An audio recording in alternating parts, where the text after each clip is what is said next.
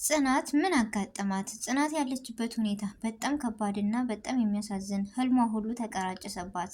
አያሳዝንም? አይገርምም? በጣም ያሳዝናል፣ ይገርማል። ያላሰበችው ነገር ተከሰተ። ያሰበችው ህልሟ ሁሉ ሳይሳካ ቀረ እና ቤቲና ሱሲ እንዲሁም ናሆምና መሮ ሲሰሙስ ምን አይነት ነገር ይፈጠር ይሆን? በጣም ከባድ ነው ለመወሰን ራሱ በጣም እጅግ ይከብዳል። ቤተሰብ እና ለጽናት ይህ ነገር አይገባም ነበር። እኔ እንጃ ብቻ በጣም ታሳዝናለች። የህይወት ፈተና እንደዚህ ነው ወይ ብዬ እኔ ራሴን ጠየቅኩት። ሴት ልጅ ፈተና ብዙ ነው የሚባለው ልኬም እውነት ነው። እና ኪራ ደግሞ ከጥፋቱ የዚህ ሁሉ የሚነጫነጨው ምንም እንዳልሰራ እንደዚህ የሚሆንበት ምክንያት ምንድን ነው? ቤቲስ ምን አስባ ነው እንደዚህ ጥሩ ለመሆን ያሰበችው? በጣም እንዳልኳችሁ ለመገመት የሚያስጠላና የሚያስቸግር ሁኔታ ነው ያለው። በመጀመሪያ አሰላሙ አሌይኩም ወረህመቱላሂ ወበረካቱ። ውድና እየተከበራችሁ ውድ ቻናሌ ቤተሰቦች እንዴት ናችሁ? ደህና ናችሁ ወይ? ከኔ ጋር አልሐምዱሊላህ በጣም ደህና ነኝ። እንዲሁም ክርስቲያኖች ወንድሞቼ ሰላም ብያለሁ። በያለንበት የዓለም ዳርቻ ሰላማችን ይብዛ። አላህ ሀገራችንን ሰላሟን፣ አንድነቷን፣ መተሳሰብ፣ መከባበርን ይመልስልን። ሁላችንም በዱዓ በጸሎት እንበርታ ውድ ቤተሰቦቼ። እና ዛሬ እንደተለመደው የጽናት ድራማን ወደ እናንተ ይዤ ስመጣ እጅግ ያሳዘነኝና ያሳሰበኝ ነገር ቢኖር የሴት ልጅ ፈተናዋ፣ የሴት ልጅ ህልሟ ሲቀራጨስ ሲበዛ በጣም ያስጠላል። አለ አይደል? አንዳንድ ጊዜ ብዙ ህልሞች ይኖሩናል። ሴቶች ስንባል የማናስብበት፣ የማንወጣበት፣ የማንወርድበት ነገር የለም። ብዙ ህልሞችም አሉን። ነገር ግን ከዛ ህልም ልናሳካው የምንደርሰው በብዙ ውጣ ውረዶች ነው። በብዙ ውጣ ውረዶች ልናሳካ ይችላል። ግን ተስፋ በጣም ሶብር ያስፈልጋል። ተስፋ ግን ያስቆርጣል። የጽናት ጉዳይ አሁን እንደዚህ ነው የሆነው። ጽናት እንዳያቸዋት ከገጠር ወደ ከተማ የገባችው ትምህርቷን ትታ አባቷን እየተማረች እንደሆነ እየዋሸችው የቤት ሰራተኛ ሆና የምታገለግለው እህታችን ጽናት ይህን ሁሉ ህይወት ለማሸነፍ ብላ ለአባቷ ሕክምና ገንዘብ ለማግኘት ለአባቷ እገዛ ነበረ ያሰበችው ህልምና ያሰበችው ነገር ግን ሊሆን አልቻለም። ለምን መሰላችሁ? እሷ ከገጠር ወደ ከተማ የገባችበት ከመጀመሪያ አንስቶ እስካሁን ድረስ አንድና አንድ ገንዘብ ለማግኘት አባቷን ለማሳከም ነበረ። እንደዚሁ ብላ እየሰራች እያለ ትምህርቷን እየተማርኩ ነው እያለች የዋሸች ለምስኪን አባቷ ያለችው ለሱ ማድረግና ለሱ ጤና ስትል ነበረ። ነገር ግን እንደዛም ሆኖ የቤት ሰራተኛ ሆና ተቀጥራ እንደምትሰራ እስካሁን ድረስ ምንም እልፍ ያለ ጠብ ያለ ነገር አልተገኘም።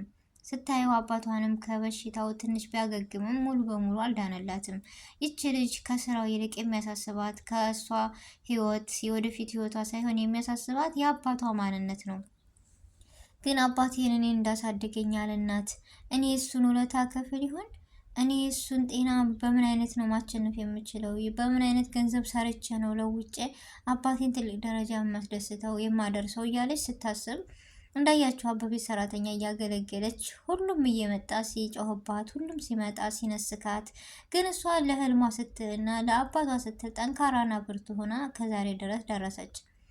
ነገር ግን እንዳያችሁት ኪሮቤል አንድና አንድ ከቤት እየኖረ እያለ በትንሽ ስህተት እንደዚህ ነገር ተፈጠረ። ይህ ነገር ሲፈጠር ደግሞ ጽናት እንዳያችኋት ብዙ ቆይቷል ምናምን እሱ አምኖ ሊቀበል ሳይችል እስከ ዛሬ እንዴት ኖረሽ አሁን ልትይኝ ትችያለሽ?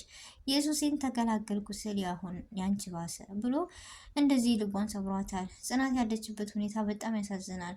የሴት ልጅ ፈተናዋ እና የሴት ልጅ መደፈሯ በትንሽ ነገር ነው። በጣም ከባድ ነው። ለመፍረድ ራሱ በጣም ያቀታል። እና እንደዚህ ያለውስ ለምን ይመስላችኋል? ኪሮቤል ኢየሱስ ያይኒ ውሸት ነበረ፣ ለማስመሰል ነበረ፣ እሱን ለሷ ለግሏ ለማድረግ ነበረ። ጽናት እኮ ግን የዋህና ከሷ ይልቅ ለራሰው ህይወት የምታስብ ልጅ ነች። ስለዚህ እንዴት እንደዚህ ሊላት ይችላል? ከስብራቱ ስብራት እንደዚህ ማለቱ ታውቃላችሁ። የንተ ቤት ስራ መሄዷን አልፈለገም፣ ግን ለምን እንደሆነ አላቅም። እሷም ደግሞ አባቴን መለወጥ አለብኝ እዚህ ሰርቼ እኔም ሆነ አባቴ ልንለወጥ አንችልም በማለት ወደ አረብ ሀገር ልታመራ የነበረችው የገጠሯ ጽናት በቤት ሰራተኛ ስታገለግል የነበረችው አሁን ላይ ሁሉ ነገር ተሳክቶላት ነገ ዛሬ እያለን አሁን ቢያቆየውም ነገር ግን ዛሬ ድረስ በትዕግስት በሶብር ዛሬ ደርሳ ነበረ። ያው እንዳያችሁት ምርመራ ሄደች። ምርመራ ሲኬድ ግን የታሰበው ቀርቶ ያልታሰበው ሆነ። የሚገርም ነው። አንዳንድ ጊዜ እኛ ብዙ ነገሮች እናልማለን፣ እናስባለን ግን ያ ነገር በቃ ያገኛችኋል ያለን ነገር በፍጹም እንደማያልፈንና ያልፋችኋል ያለን ነገር ደግሞ የእናንተ አይደለም ያለ ነገር በፍጹም እንደማያገኝን ተረድቻለሁ። በዚህ ነገር እኛ ባሰብነው ሳይሆን አላህ የጻፈልንና አላህ ያለው ነው የሚሆነው የሚለውን ነገር ተመኘው ወይም ተማርኩ በዚህ ትምህርት። እናንተስ? ምክንያቱም የጽናት ህልም እየወደደች ሳይሆን በግዳጅ ልትሄድበት ያሰበችው የአረብ ሀገር ስደት በዚህ መልኩ ሲቀራጨፍባት ምን አይነት ነገር ነው? አሁን እንዴትስ ነው የምትናገረው? እንዴትስ ነው የምትሆነው? ብቻ በጣም ይከብዳል። እስኪ የእናንተን ሀሳብና የእናንተን አስተያየት ደግሞ ብታስቀምጡ በኮሜንት ደስ ይለኛል። ቤተሰቦች ለምን መሰላችሁ ይሄን ልላችሁ የቻልኩት? ምንስ ተማራችሁ? አንዳንድ ጊዜ ያሰብነው ሳይሳካ ሲቀር ያሰብነው በቃ ብዙ ነገሮች እንበሳጫለን፣ ብዙ ነገሮች በቃ ተስፋ እንቆርጣለን። ጽናት ካሁን በኋላ ህይወቷስ ምን አይነት ሆኖ ነው የሚቀጥለው? በዚህ ስብራቷ እውነት ትነሳለች? ቤቲና ሱሲ ናሆምና ሜሮ ሲሳሙ ምን አይነት ስሜት ይሰማቸው ይሆን? ጽናትስ የምትኖረው ህይወት ምን አይነት ነው ካሁን በኋላ? ኪራስ እሷን እውነት ተረድቷት ስሜቷንና ይሄን የልብ ስብራቷን ያዝንላት ይሆን ወይስ ይቀበላት ይሆን? በጣም ያሳዝናል፣ ያሳስባል። አንዳንድ ጊዜ የህይወት ፈተና ለኛ ትልቅ ነገር ነው። ለምን መሰላችሁ? ይሄን ያልኩበት ምክንያት ህይወት ፈተና ሲገጥመን ከማማረር ይልቅ መውደድን እንመርጣለን። በአማረርነ ሰዓት ይብስ እንጂ የተሻለ አናገኝም። ለምን መሰላችሁ? ምሬትን እንዴት ወደድሽው ወይስ ክፉን ነገር ለምን ወደድሽ፣ እንዴት ምርጫሽ አደረግሽ ልትሉ ትችላላችሁ።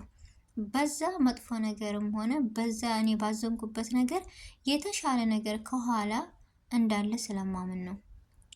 የጽናትም ይህ ነገር ህልሟ ቢቀራጨስም የተሻለ ነገር ግን ከኋላው ከጀርባው ሊኖር ይችላል። ለምን መሰላችሁ? ይህን ልልበት የቻልኩት ያ ነገር ለኛ ከይረ ነገር ነው። በዚህ ነገር በሆነ ነገር መጥፎ ነገር ሲገጥመን ማማረር፣ ማልቀስ፣ ተስፋ መቁረጥ የለብንም። ባለ ነገር አልሐምዱሊላ ብለን ተቀብለን ያ ነገር መጥፎ ነገር ደግሞ ለኛ ብዙ ትልቅ ትምህርትና ለኛ ከይረ ነገር እንደሆነ ይዘን መውሰድ መቻል አለብን ቤተሰብ። እና አንዳንድ ጊዜ መጥፎ ነገሮችን ከጥላቻ ይልቅ ውዴታን ብናመዝን እኔ ደስ ይለኛል። ለምን መሰላችሁ? በዛ መጥፎ ነገር ብዙ ነገሮችን ትማራላችሁ። የብስ ጠንካራና ብልጥ ጠንካራ በቃ የተሻለ ህይወት ሊሰጣችሁ ይችላል። እና ከመጥፎ ነገር ጥሩ ነገር አለ ብለን ማሰብ መቻል አለብን። ተስፋ መቁረጥ፣ ለቅሶ ምንም ነገር ምንም አያመጣም እና ለሁሉም ነገር በቃ ከይረ ነው ብለን የጽናትም ህይወት እንደዚህ ነው ብዬ አስባለሁ ቤተሰቦች። እና ህይወቷ እንደዚሁ እንደሆነ ይቀጥላል ወይስ አይቀጥልም የሚለውንም ሁላችሁም እስኪ አስተያየትና ያላችሁን ሀሳብ በኮሜንት ብታሳውቁ ደስ ይለኛል። የኔ ሀሳብና ያለኝ የእንትንነቴ ይህ ነው። የእናንተን ደግሞ አላቅም። የሰው ልጅ ሀሳባችን እንደ ሁሉ ነገር ይለያያል እና የእናንተንም ሀሳብ ብታሳውቁ ደስ ይለኛል። እና የዛሬው ቪዲዮ ይህን ይመስል ነበረ። ውድ ቤተሰቦች ከጎኔ ሆናችሁ ጊዜያችሁን ሰዓታችሁን ሰጥታችሁ አብራችሁኝ ስለቆያችሁ እጅግ ከልብ አመሰግናለሁ። ቪዲዮውን ከወደዳችሁት ላይክ፣ ሼር፣ ኮሜንት ማድረጋችሁን እንዳትረሱ። እንዲሁም አዲሶች ሰብስክራይብ እያደረጋችሁ አበረታቱኝ። የዛሬው ቆይታ ይህን ይመስል ነበረ ውዶችዬ። በአዲስ ቪዲዮ እና በአዲስ ነገር እስከምንገናኝ ድረስ በያለንበት የዓለም ዳርቻ ሰላማችን ብዝት ብዝት ይበል። አላህ ሀገራችንን ሰላሟን አንድነቷን የሚመልስልን።